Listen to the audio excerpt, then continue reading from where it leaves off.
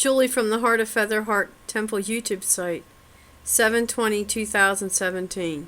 Now in the last video I said that I was victimized by the men of G for a very long time. I don't say that to elicit sympathy. I'm just saying that as a matter of fact in my own life. Now, one of the things that I think it's important to mention is that when you step outside of everything, religion, you step outside of the non-religious things on the planet, or the organizations like the Gnostics, the atheists, you step outside of all of it and understand that every part of this system is set up as a control grid to make sure that your mind has a place to go where they can cul-de-sac you and keep you in a predictable state of existence. Heck, if you don't like organized religion, they have how many other religions have they formed? I'm certainly, and if you can't find anything there, you'll find it out there in the natural organizations that cul-de-sac people into predictable states of existence.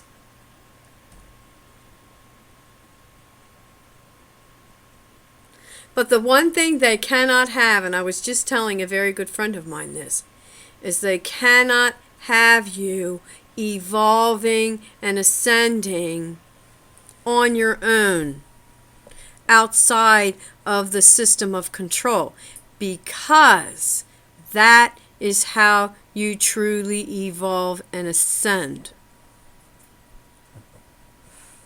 That is how you heal yourselves.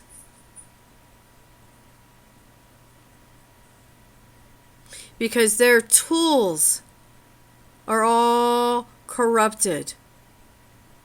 And most of them give you the illusion that you are being helped. It's plugging you into their control grid. But if you step out of it and understand how all of it is being used to manipulate you, now I'm not saying don't go in it and study it, because some of us were created to do that. I did that. I've been in and out of cul-de-sacs because it's important to study them. I even have a friend who studies in and out of cul-de-sacs, and when he comes out, we have discussions about what we have discovered about this control grid. But the main thing is they cannot, whoever they are that are running the whole system behind the human face, is something else. But whoever they are, they don't want you to discover that you can evolve outside of it.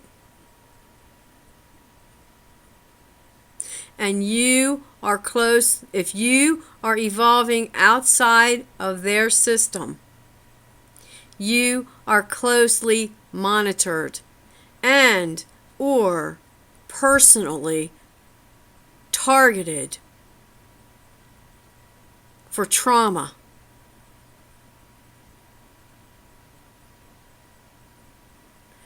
And hell on earth. Which brings me to the topic that the man of God brought up to me when he said, life is what you make it.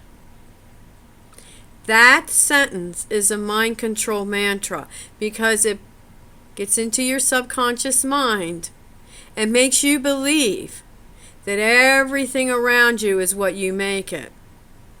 That's not necessarily the case. Sometimes your life is what other people have made it. How do I know? Because I lived it. I lived in an abusive home. I didn't make that for myself. I've been in abusive relationships. I didn't make that for myself. Oh, that's not the word you use. Life is what you make it. On a surface level, I can understand why people may accept that. But that is not ultimate truth. You see, they throw those absolutes at you that get put into your mind that cause you to believe that you are responsible for the abuse that is perpetuated upon you, and you are not responsible for that. The people perpetuating the abuse are responsible for that. But they have to trick your mind into accepting partial responsibility. We can even go as far as the stupid prior life agreement with your abuser crap. It does not make, it makes perfect sense to them because that's what they want you to believe. But that is not truth.